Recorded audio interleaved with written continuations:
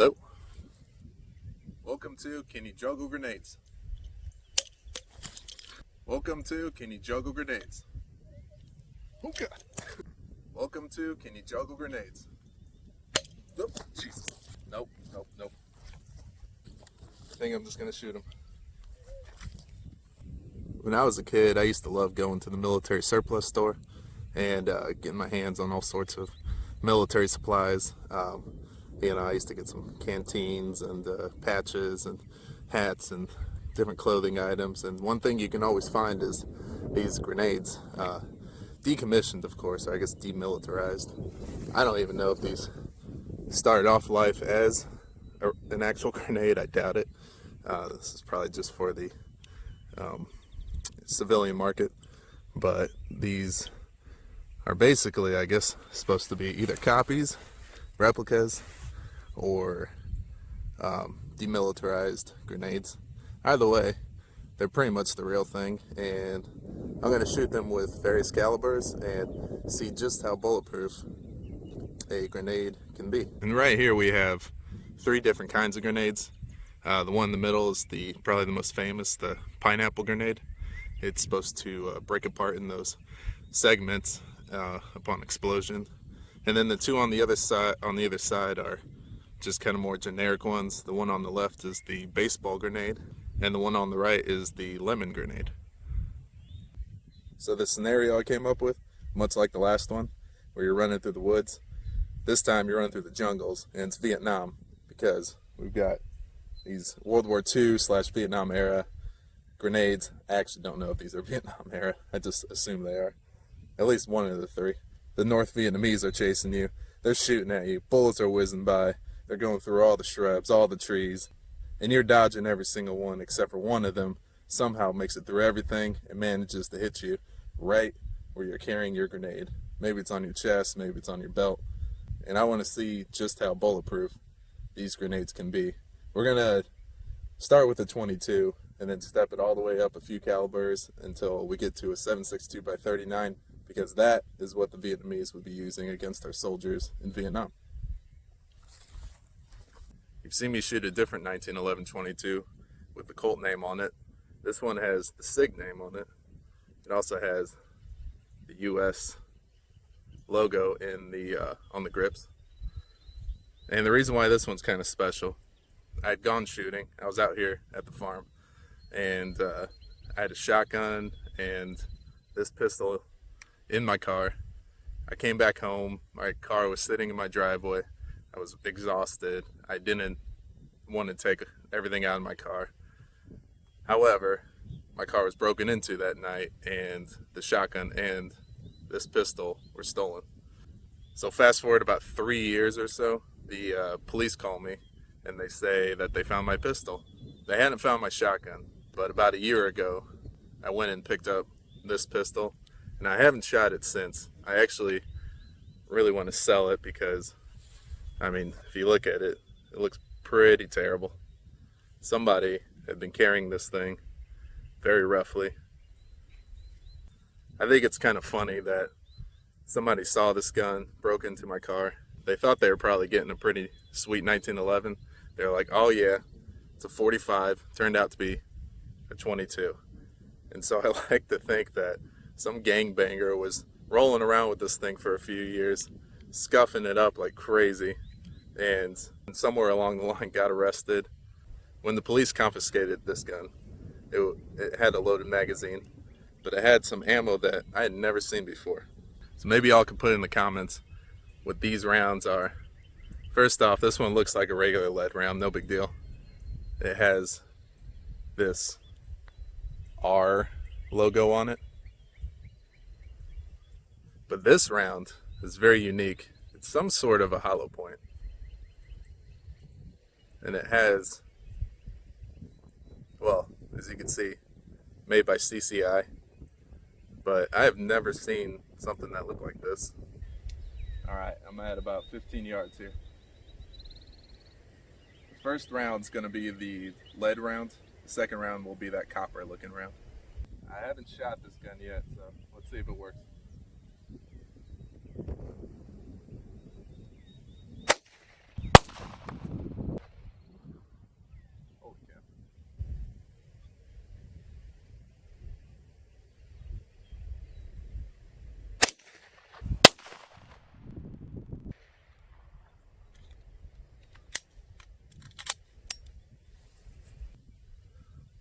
Looks like the cows are starting to get a little curious, see what I'm doing.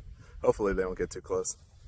But I hit the ring a little high with that first one, so I'm gonna redo it again with a regular 22 round and see what happens. Probably nothing.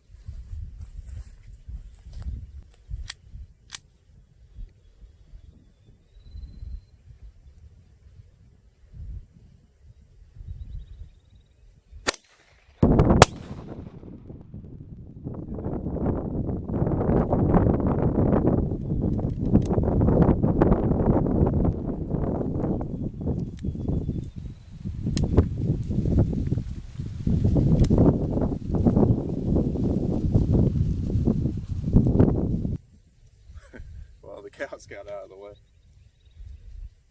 I don't think they like the sound of guns. I don't know if you noticed too, but the regular rounds, this gun didn't cycle. It did come back to me not only pretty scuffed up, but this safety wiggles like that. So I don't think whoever had this took very good care of it. But there you go. All right, so as you can see, the grenade on the left, not even a little dent, and the grenade on the right, I kind of hit it high, but still not even a little dent. The one on the left, because of that copper or something bullet, it left a copper looking mark. Next up, I have a 22 Magnum from a revolver. This is a Taurus. Doesn't even say what it is on here, but I think it's a 941, something like that. So I'm gonna take a couple shots, see where it's hitting.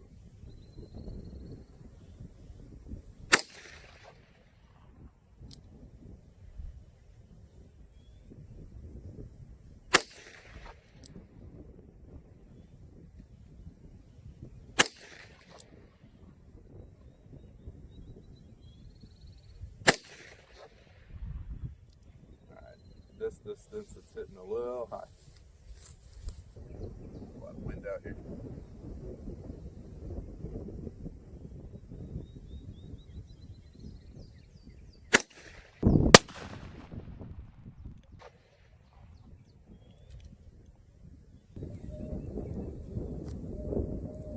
The wind is making a whistling sound because there's these holes at the bottom.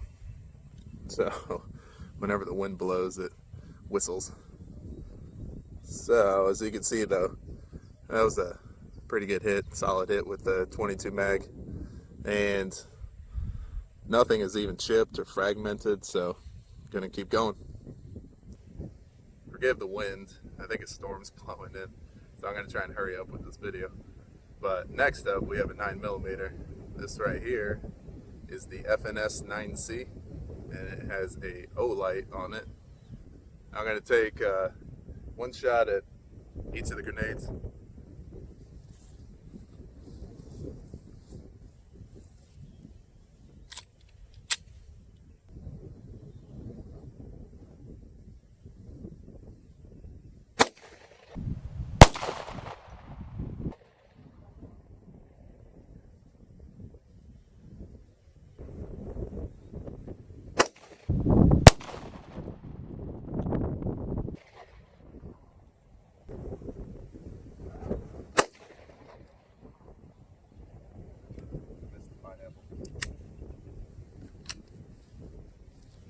Alright, well, I missed the pineapple grenade. I shot off the lemon grenade, but on the baseball grenade, I got a pretty good solid hit. And it didn't even make a dent in this thing. So these grenades are pretty strong. This right here is actually where the other one is. Let's see where it hit. Oh, I hit it really high. I just blew off the top of it, but something tells me this probably would have survived too. So I'm gonna put this back up, but after that, step it up to 357 Magnum. So I really want to hit that pineapple grenade because it's different than the other ones, it has those fragments. So I'm loaded up with 3 more rounds.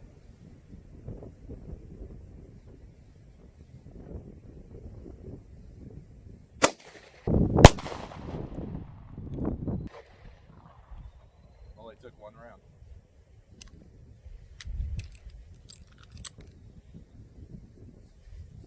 Alright, so I hit pretty good that time. It actually hit right there. And it hasn't chipped or fragmented, so it's still going. Alright, next up, 357 Magnum.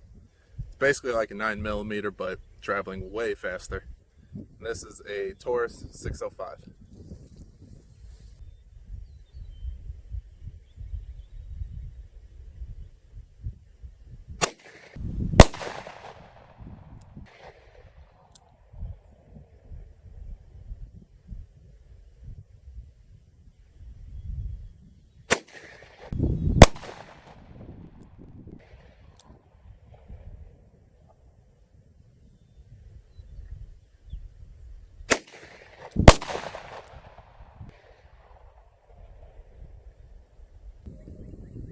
So I only got a good hit on the middle one, as you can obviously tell.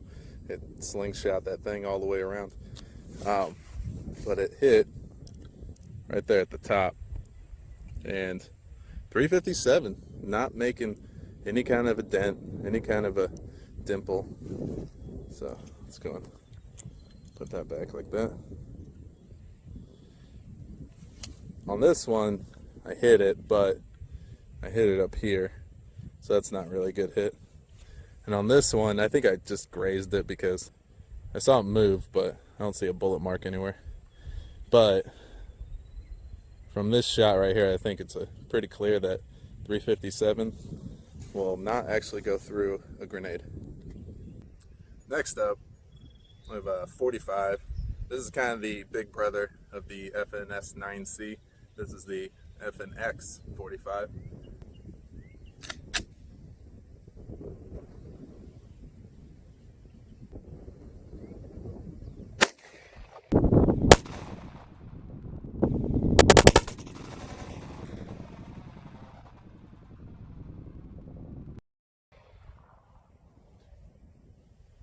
Set that one flying.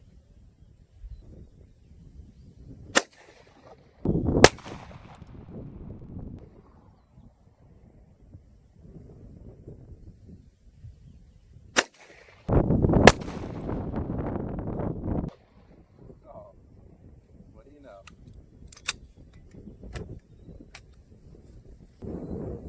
I'm getting pretty good at slinging them around the top. The middle and the right one, as you can see, got knocked around pretty good. Let's see here. I think that right there is where it got hit. And believe it or not, I mean, this is the fragmented one, the pineapple grenade. I thought for sure would be the one that would start breaking apart first. But this one, I mean, it's smooth. There's no indentations whatsoever. Same thing over here. It hit right here. It's a nice solid hit, and it's smooth. That 45 bounced right off. This one, on the other hand, it just went flying. I don't know where I hit it, but it's kind of cool how it just landed like that. And then the grenade itself, though, right down here. And believe it or not, the one that I thought would actually be the most indestructible or the most bulletproof just snapped right in half. I thought, because this one doesn't have any lines around it like the lemon one, I thought that line would be a weak spot, and I thought those fragments would be a weak spot. But this one, the baseball one, it's completely smooth. It broke first, and it broke clean in half. I'm going to try and find the other half of this, but the first half was laying right here. So here's the other half. I found it right there. And this is how far away it flew. Probably a good 15 yards. So just real quick on that baseball grenade. You can see the direct hit. However, that's exactly where it split apart. It goes together kind of perfectly. But this one's out of commission. So the pineapple grenade and the lemon grenade are still standing. Jeez, that wind. Alright, so last one for this video because I'm pretty sure we all know what's going to happen. 7.62 by 39 out of my Franken build. This one actually has my friend Frank right on there. And I built this one out of a bunch of different parts, hence the Franken build. But I really built this for target shooting, pushing 7.62 by 39 out to 200 yards, something like that, accurately. So I'm going to take one shot at each of the remaining grenades, the pineapple and the lemon, and we'll see what happens.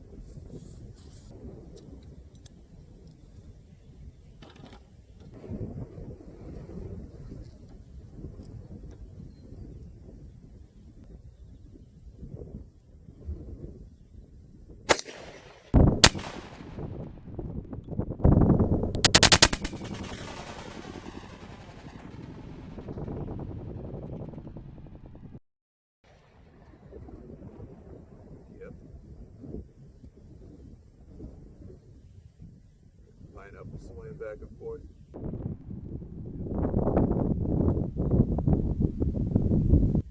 Hopefully I can hit it.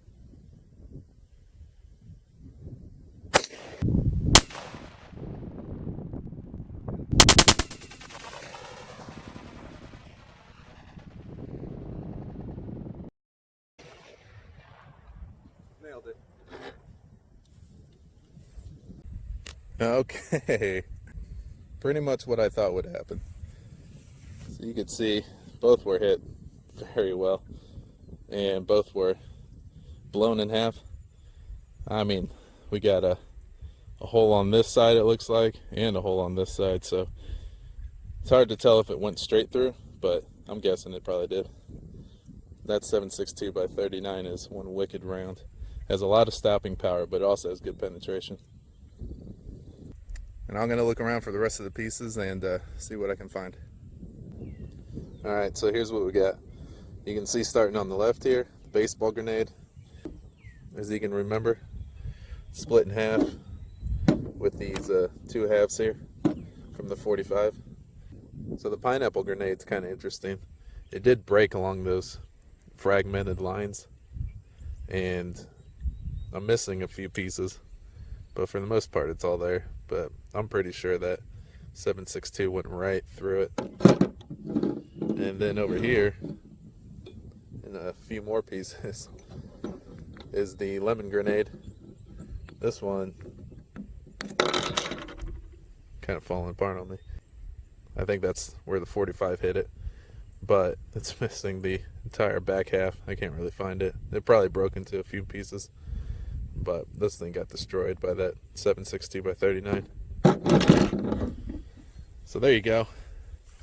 Are grenades bulletproof? No, but it looks like that they'll stop a 22 mag, 9, 357, and even a 45. At least the pineapple, the lemon grenade stopped the 45. But I think once you get up to rifle rounds with that kind of velocity, these grenades are not going to stop a bullet. Thanks for watching.